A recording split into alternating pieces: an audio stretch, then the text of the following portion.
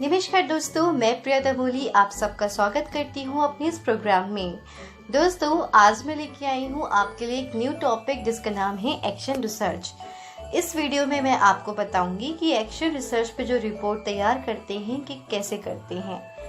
ये वीडियो जो काफ़ी बेनिफिशियल होगी बीएड के स्टूडेंट्स के लिए, क्योंकि बीएड में जो हमें एक प्रैक्टिकम मिलता है कि हमें एक्शन रिसर्च रिपोर्ट तैयार करनी होती है, तो बच्चों को प्रॉब्लम हो जाती है कि हम इसको कैसे तैयार करें। तो इस वीडियो को देखकर आप अपनी उस प्रॉब्लम को सॉल्व कर सकते हैं। आपको गूगल पे और भी पीडीएफ्स वगैरह मिल जाएंगे जिसका आप हेल्प लेके अपना एक्शन रिसर्च रिपोर्ट तैयार कर सकते हैं। ठीक है, तो एक्शन रिसर्च के बारे में मैं आपको अपना फॉर्मेट दिखा दूंगी कि मैंने किस तरह से अपनी फाइल तैयार की है। ठीक है, जिसे देख के आप कॉपी भी कर सकते हैं, आप उसका फॉर्मेट लेके बना भी सकते हैं। ठीक है, तो एक्शन रिसर्च होता क्या है कि अगर हम स्कूल के लेवल पे एक्शन रिसर्च कर रहे हैं तो इसमें क्या होता है कि स्कूल में कोई भी प्रॉब्लम है तो उस प्रॉब्लम को सॉल्व करने के लिए हम क्या करते हैं, एक्शन रिसर्च करते हैं। जिसमें हम पहले क्या करते हैं, क्योंकि बहुत सारी प्रॉब्लम्स होती हैं तो किसी एक प्रॉब्लम पे हम बनाते हैं, तो हमने क्या करना होता है, किसी भी एक जो भी प्रॉब्लम है, कोई भी समस्या है, उसकी पहचान करनी होती है। ठीक है, तो उस टॉपिक को लेते हैं हमने कोई भी प्रॉब्लम सेलेक्ट करी, फिर उसके बारे में हम क्या करते हैं, ऑब्जर्वेशन के थ्रू, बच्चों से क्वेश्चनिंग के थ्रू क्या करते हैं, हम डिटेल इंफॉर्मेशन कलेक्ट करते हैं। फिर उसके बाद में अपनी हाइपोथेसिस दे सकते हैं कि हम कैसे उस प्रॉब्लम को सॉल्व कर सकते हैं। फिर जो आपने हाइपोथेसिस दी है उसको फॉलो किया जाता है। एक टाइम पीरियड होता है जब आप उसको फॉलो करते हैं और इससे क्या कंक्लूजन निकलता है उसके ऊपर रिपोर्ट तैयार की जाती है। तो मैं आपको अभी फॉर्मेट दिखाऊंगी जिसे देख के आप समझ जाएंगे कि एक्शन रिसर्च रिपोर्ट कैसे बनाती हैं। और अगर आपको अच्छा लगे, मेरे ये वीडियो हेल्पफुल लगे, तो इसे और लोगों को भी शेयर करें ताकि और भी बच्चे इसका फ़ायदा उठा सकें। तो देखिए, एक्शन रिसर्च का जो है मैंने पहले का लिखा है, उसका इंट्रोडक्शन के बारे में लिखा है। The research done by school authorities to solve the problems of classroom is called action research. ठीक है, आप इसके बारे में और भी जो कुछ लिखना चाहें लिख सकते हैं, मैंने इतना ही लिखा है। फिर मैंने मीनिंग और डेफिनेशन लिखा है एक्शन रिसर्च का। एक्शन रिसर्च क्या होता है उसके बारे में लिखा है। आप चाहें तो स्क्रीनशॉट ले सकते हैं, नहीं तो आप गूगल से सर्च कर सकते हैं, आपको बहुत कुछ मिल जाएगा इसके बारे में। ठीक है, फिर इसके बारे में है ऑब्जेक्टिव्स लिखे हैं एक्शन रिसर्च का, ये इसके क्या क्या ऑब्जेक्टिव्स होते हैं। ठीक है, to improve and modify the classroom teaching strategies, to develop scientific attitude among teachers whereby they are motivated to study problems scientifically before taking decisions, to develop democratic attitude among students and teachers while understanding and solving their problems, to bring excellence in school working, to make the school system effective for generating a healthy environment conducive to learning, to raise the level of performance and the level of aspiration of the students, to develop the ability and understanding among administrators, to improve and modify school conditions with a scientific outlook। ठीक है, तो आप चाहें इसी का screenshot ले सकती हैं।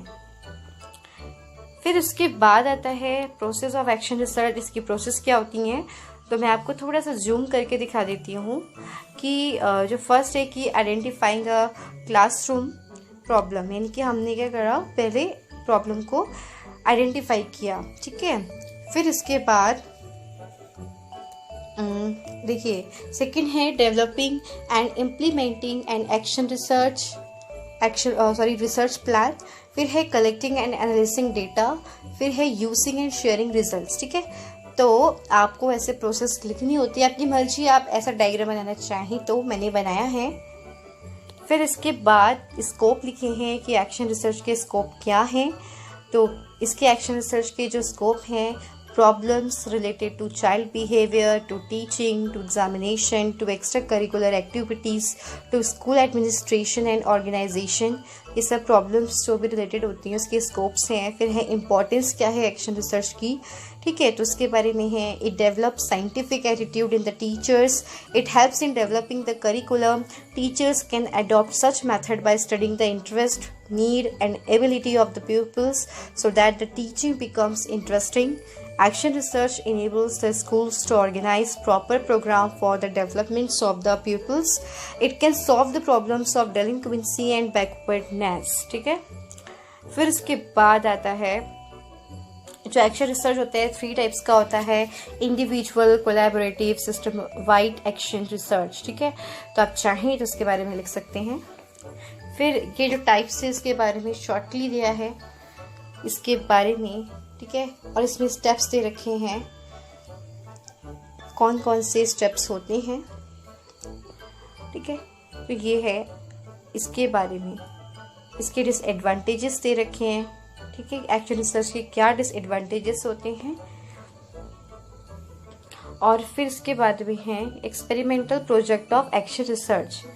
अब क्या है, अब यहाँ से हमारी जो एक्शन रिसर्च की रिपोर्ट है वो यहाँ से स्टार्ट होती है। इससे पहले तो मैंने आपको बताया कि क्या क्या स्टार्टिंग करनी होती है, ठीक है। आप डायरेक्टली नहीं बनाते हो एक्शन रिसर्च, जब बीएड में बनाते हो ना तो पहले आप थोड़ा सा उसके बारे में लिखते हो एक्शन रिसर्च के बारे में, ठीक है। अब यहाँ से स्टार्ट हो रहा है हमारा एक्शन रिसर्च की रिपोर्ट, जिसमें हमने क्या किया, पहले आइडेंटिफिकेशन किया है प्रॉब्लम का, यहाँ पे आप देख सकते हैं, ठीक है। ठीक है, तो मैंने क्या प्रॉब्लम दी कि students are unable to understand the sentences in English, यानी कि जो बच्चे हैं उनको इंग्लिश समझ में नहीं आती है, ठीक है, वो समझ नहीं पाते हैं वाक्यों को, क्या बोल रहे हैं टीचर, ठीक है। तो यानी कि उनको समझ में नहीं आते हैं सेंटेंसेस इंग्लिश में, ठीक है। तो मैंने क्या कि ये प्रॉब्लम आइडेंटिफिकेशन किया इसका, ठीक है। फिर आता है डिफाइनिंग और डेलिमिनेटिंग द प्रॉब्लम्स, ठीक है। तो हमने क्या करना है इस प्रॉब्लम में, to improve their understanding skills in English. तो क्या करना है, हमें उनकी इंग्लिश में जो स्किल है, उनके समझने की जो स्किल है, समझने के कौशल को विकास करना है, उसमें सुधार करना है, ठीक है। फिर आता है analysis the cause of the problem. अब हमने क्या किया कि आप इसमें हमने एनालिसिस किया कि क्या क्या प्रॉब्लम हो सकती हैं, ठीक है। अब जैसे फर्स्ट वाला है हमारा lack of attention of English pronunciation, ठीक है, कि बच्चे जो हैं इस पे अटेंशन देते ही नहीं, इसकी कमी है, ठीक है। फिर मैंने इसकी जो एविडेंस, देखिए आपको ऐसे टेबल बनाना है, सीरियल नंबर लिखना है 1, फिर रीज़न क्या क्या है उस प्रॉब्लम के, एविडेंस क्या है इसके, आपने ये जो एविडेंस स्रोत किए हैं तो किसके थ्रू पे किया, आपने इंक्वायरी की है, ऑब्जर्वेशन किया, वो लिखना होता है। नेचर कंट्रोल ऑफ इन्वेस्टिगेटर, ठीक है, मतलब कि जो चीज़ टीचर के कंट्रोल में है, जिस चीज़ को मतलब जो प्रॉब्लम हो रही है, बच्चे अगर उस चीज़ पे ध्यान नहीं दे रहे, तो अगर वो उस प्रॉब्लम को सुधार करना अगर टीचर के अंडर में है तो हम यहाँ लिखेंगे कि under the control of the teacher, और जो चीज़ नहीं है तो हम लिख देंगे कि कंट्रोल में नहीं है, ठीक है। अब जैसे कि यहाँ पे मैंने लिखा है कि partly under the control of the teacher, मतलब कि है, मतलब कि इस चीज़ को वो कर सकते हैं, थोड़ा बहुत सुधार कर सकते हैं, तो इसलिए मैंने इसको ऐसा लिखा है। फिर आता है ऑर्डर ऑफ प्रायोरिटी, ठीक है, कि जो आपने ये सब लिखे हैं रीजंस, इसमें आप किसको किस नंबर पे प्रायोरिटी देना चाहोगे, तो आप इसको बाद में लिखना, पहले तो आप इसको रफली करना कि आप जो वो प्रॉब्लम है वो क्यों हो रही है, तो आपने लिखा है इसके बारे में। जैसे मैंने पहले लिखा है कि lack of attention of English pronunciation, second लिखा है कि student do not consult dictionary, कि बच्चों के पास डिक्शनरी नहीं है, वो डिक्शनरी का यूज़ ही नहीं करते, इसलिए क्या है उनको समझ में नहीं आती इंग्लिश, क्योंकि अगर इंग्लिश सीखनी है आपको न्यू वर्ड्स, तो आपको क्या पढ़नी पड़ती है, डिक्शनरी। कि अगर किसी चीज़ का बच्चों को समझ में नहीं आ रहा है तो वो डिक्शनरी से देख सकते हैं, लेकिन अगर उनके पास डिक्शनरी है ही नहीं तो वो कहाँ से देखेंगे। तो सेकेंड प्रॉब्लम ये है shortage of English grammar text book, कि इंग्लिश ग्रामर की बुक ही नहीं है, क्योंकि आप जानते हैं किसी भी लैंग्वेज को सही तरीके से बोलने के लिए हमें उसकी ग्रामर अच्छे से आनी चाहिए, चाहे इंग्लिश हो चाहे हिंदी हो, ठीक है। तो अगर इंग्लिश ग्रामर की बुक ही नहीं है बच्चों के पास में, तो वो पढ़ेंगे कैसे उसमें सुधार होगा, कैसे किसी चीज़ का उसके ग्रामेटिकली जो उसमें मिस्टेक्स करता है वो बच्चा किसी भी सब्जेक्ट में, तो वो क्यों कर रहा है, क्योंकि उसको ग्रामर का नॉलेज नहीं है, ठीक है। तो इसलिए मैंने इसका एक रीज़न ये लिखा है, ठीक है। फिर इसके बाद दिया है मैंने कि teacher teacher don't pay attention to students grammar areas, कि जो टीचर है, टीचर भी बच्चों, जैसे बच्चे कहीं पे कुछ गलती कर रहे हैं कि कहीं पे इज आना है तो कहीं पे आर लगा दे रहे हैं, मतलब जो भी बच्चे ग्रामर में मिस्टेक कर रहे हैं तो टीचर भी उस पर ध्यान ही नहीं दे रहा है कि अगर बच्चे ने ग्रामर गलत लिखी है तो उसको वहीं पे सुधारे। तो यानी कि जो टीचर है वो अटेंशन नहीं दे रहा है। तो यानी कि ये क्या लिखा है, मैंने प्रॉब्लम्स लिखे हैं। अब एविडेंस में क्या है कि मैंने इसको ऑब्जर्वेशन किया, ठीक है, कि जो बच्चे हैं अटेंशन नहीं देते हैं इंग्लिश प्रोनाउंसिएशन करते समय। इंक्वायरी करी कि इंक्वायरी क्यों लिखा मैंने यहाँ पे, क्योंकि मैंने क्या किया, देखा, बच्चों से पूछा कि क्या उनके पास डिक्शनरी है कि नहीं है, तो बच्चों ने बोला नहीं है। तो मतलब एक तरह से मैंने क्या किया, इंक्वायरी करी, ठीक है। मैंने देखा, इंक्वायरी करी कि क्या उनके पास ग्रामर की बुक है, उन्होंने कहा नहीं। तो मतलब एक तरह से मैंने क्या करी, ये इंक्वायरी करी, पूछताछ करी ना उनसे, ठीक है। फिर ऑब्जर्वेशन में क्या होगा कि मैंने उस चीज़ को खुद ऑब्जर्व किया कि अगर बच्चे कहीं पे गलती कर रहे हैं तो टीचर उसको सुधार नहीं रहे, है ना। तो ये मैंने क्या किया, ऑब्जर्वेशन, तो इससे लिखा है। और इसके साथ में जो मैंने लिखा है कि कंट्रोल ऑफ इन्वेस्टिगेटर, तो ये सभी चीज़ें क्या हैं कि टीचर के कंट्रोल में हैं, ठीक है। अब जैसे ये भी टीचर के कंट्रोल में है, ठीक है, कि वो बच्चों को बोले कि वो ध्यान दे उस चीज़ में। बच्चों के पास डिक्शनरी नहीं तो ये टीचर के कंट्रोल में है कि बच्चों को बोलें कि वो डिक्शनरी लेके आए, क्योंकि बच्चों को डर होता है ना टीचर का कि टीचर ने जो बोला है वो लेके आना है, ठीक है। तो ये इसलिए क्या है कि टीचर के कंट्रोल में है। फिर है कि जो इंग्लिश ग्रामर की जो टेक्स्ट बुक है, अब टीचर तो खरीद के लेके नहीं आएगा ना सबके लिए टेक्स्ट बुक। हाँ, वो इतना कर सकता है कि भाई वो अपनी तरफ से बच्चों को थोड़ा बहुत जो भी नॉलेज दे सके, जैसे अगर वो लाइब्रेरी से प्रोवाइड करवा सके, अगर लाइब्रेरी में इंग्लिश ग्रामर की बुक है तो बच्चों को वहाँ से प्रोवाइड करवा सके, तो थोड़ा बहुत जो है टीचर के अंडर में है। इसलिए मैंने लिखा है कि partly under the control of the teacher. Teacher अपनी तरफ से भी तो उसके पास अगर कुछ बुक है तो उससे भी तो पढ़ा सकते हैं ना बच्चों को, तो इसलिए लिखा है, ठीक है। फिर ये वाला जो लिखा है कि under the control of the teacher, अब ये भी तो बिल्कुल टीचर के अंडर में है कि अगर बच्चा कहीं पे गलती कर रहा है तो टीचर उसको सुधारे, ठीक है। कई जगह ऐसा होता है, चलो बाय मिस्टेक ऐसा होता है कि टीचर का ध्यान नहीं जाता छोटी मोटी मिस्टेक्स में, लेकिन ऐसा तो नहीं है ना, क्योंकि कभी कभी आपने छोटे बच्चों की नोटबुक्स चेक करी होंगी तो बच्चों की कॉपीज़ में बहुत सारी मिस्टेक होती है जिसको टीचर ध्यान ही नहीं देता है। लेकिन वो किसके, टीचर के कंट्रोल में है ना, कि बच्चे ने अगर गलती करी है तो वो ध्यान से देखे, चेक करे उस चीज़ को। मतलब कि कुछ चीज़ें हो सकती हैं कि उससे छूट जाए कि हाँ वो नहीं देख पाए, लेकिन जो चीज़ आपको दिख रही है सामने जो आप सुधार कर सकते हो वो तो कर सकता है ना टीचर। तो इसलिए लिखा है कि under the control of the teacher, कि जो बच्चे हैं अगर कुछ गलत कर रहे हैं तो टीचर उसको सुधारे, ठीक है।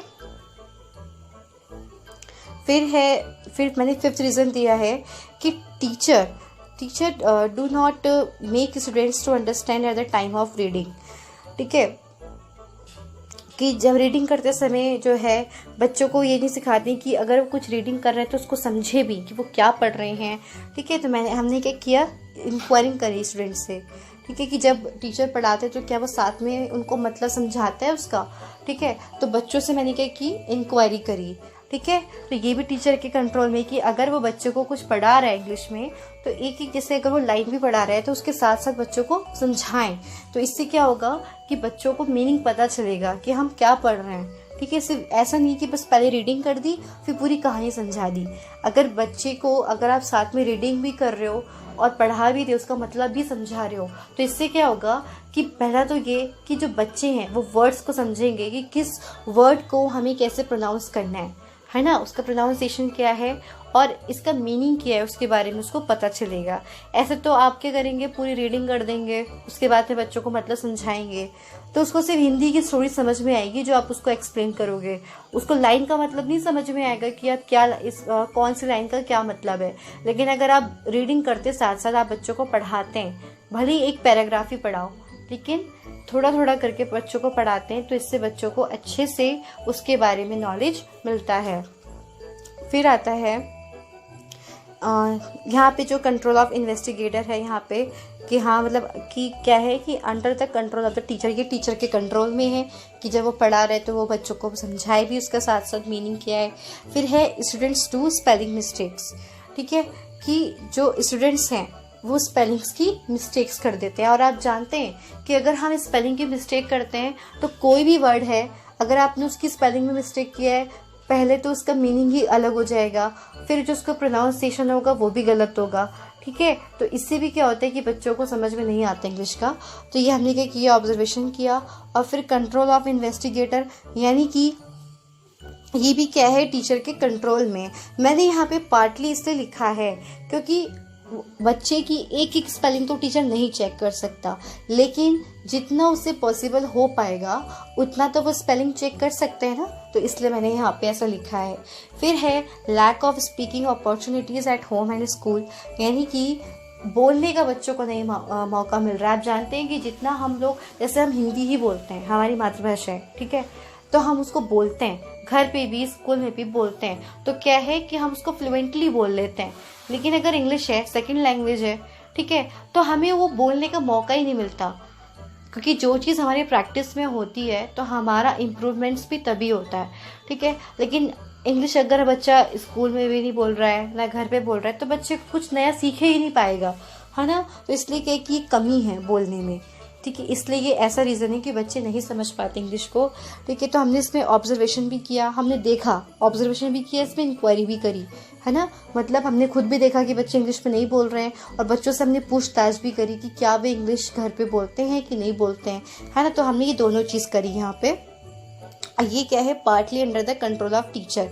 यहाँ पे ये टीचर के पार्टली क्यों है, ये कंट्रोल में पार्टली इसलिए है क्योंकि जो टीचर है वो थोड़ा तो बच्चों को कर सकते हैं ना कि आप उसकी क्लास में इंग्लिश में ही बात करें, क्योंकि बच्चा थोड़ा बहुत ही बोलेगा तो थोड़ी बहुत सी भी क्या होगा, वो कुछ ना कुछ नया सीखेगा, ठीक है। धीरे धीरे उसकी आदतों में आएगा कि वो न्यू वर्ड सीखे, बोले, तो कुछ ना कुछ बच्चा सीखेगा, ठीक है। अब उसको टीचर फोर्स नहीं कर सकता ना कि वो घर पे भी इंग्लिश में ही बोले, पूरे स्कूल में वो दिन भर इंग्लिश बोले, लेकिन इतना तो कर सकता है ना टीचर कि उसकी क्लास में वो कम से कम इंग्लिश में बात करे, कुछ ही सेंटेंस बोलना सीखे बच्चा, तो धीरे धीरे उसमें इम्प्रूवमेंट्स आएगा। तो इसलिए मैंने यहाँ पे लिखा है कि partly under the control of teacher. फिर आता है 8 वाला point, speech habits of mother tongue, यानी कि जो आदत होती है हमारी बोलने की कि हम मदर टंग में ही बोलते हैं, हम इंग्लिश को बोलते ही नहीं है, यूज़ ही नहीं करते हैं, है ना। तो इसलिए क्या है कि बच्चों को सेकंड लैंग्वेज आती ही नहीं समझ में। फिर ये हमने ऑब्जर्वेशन भी किया, इंक्वायरी भी करी, ये भी टीचर के थोड़ा कंट्रोल में है कि वो सिखाएं बच्चों को कि वो थोड़ा थोड़ा इंग्लिश के वर्ड्स भी बोलें। फिर आता है कि students don't pay attention while teachers teaching, यानी कि जो है बच्चे ध्यान नहीं देते हैं, जब टीचर पढ़ा रहा होता है तो बच्चे ध्यान नहीं देते हैं। तो हमने ये क्या किया, हमने ये ऑब्जर्वेशन किया, हम गए, हमने क्लास में नोटिस किया बच्चों को, तो बच्चे ध्यान नहीं दे रहे थे, है ना। तो ये क्या हमने ऑब्जर्वेशन किया। फिर क्या है कि under the control of the teacher, ये टीचर के कंट्रोल में है। अब यहाँ पे देखिए मैंने हाइपोथेसिस दी अपनी, ठीक है। पहला दिया है मैंने कि teacher will pay attention to grammar areas, कि टीचर को ध्यान देना चाहिए, बच्चे अगर कोई भी ग्रामर में गलती कर रहे हैं तो उसको वो वहीं पे सुधारे, ठीक है। इससे बच्चों की इम्प्रूवमेंट्स होगा इंग्लिश में।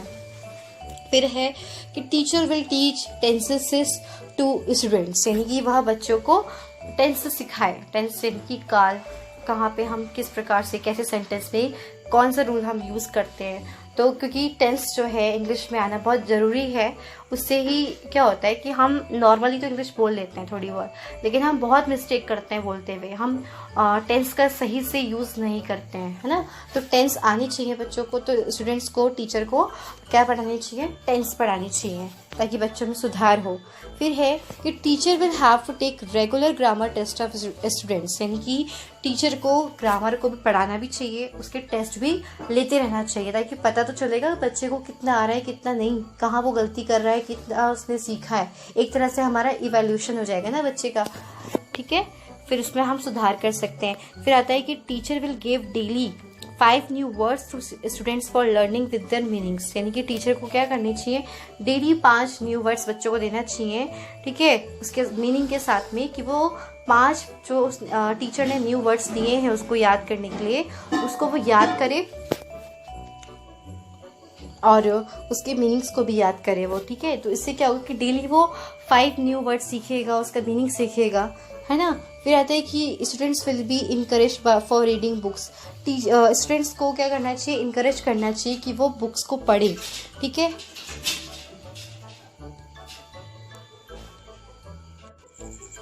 उसके बाद है they will encourage to learn the spelling of difficult words and also know how to pronounce them. यानी कि बच्चों को इनकरेज करना चाहिए कि वो डिफ़िकल्ट वर्ड्स की स्पेलिंग्स को याद करें, ठीक है, और कैसे उसको प्रोनाउंस करते हैं वो भी सीखें। फिर आता है they should have a habit of finding the meaning of new words from the dictionary, ठीक है, कि उनके अंदर आदत हो कि जो भी वो नया जो भी कोई नया वर्ड वो सुन रहे हैं, पढ़ रहे हैं, उसका मीनिंग क्या है तो वो निकालें डिक्शनरी से, ठीक है। उसके लिए if the teacher makes use of audio visual aids interest in speaking English with the correct pronunciation will be अरोज्ड।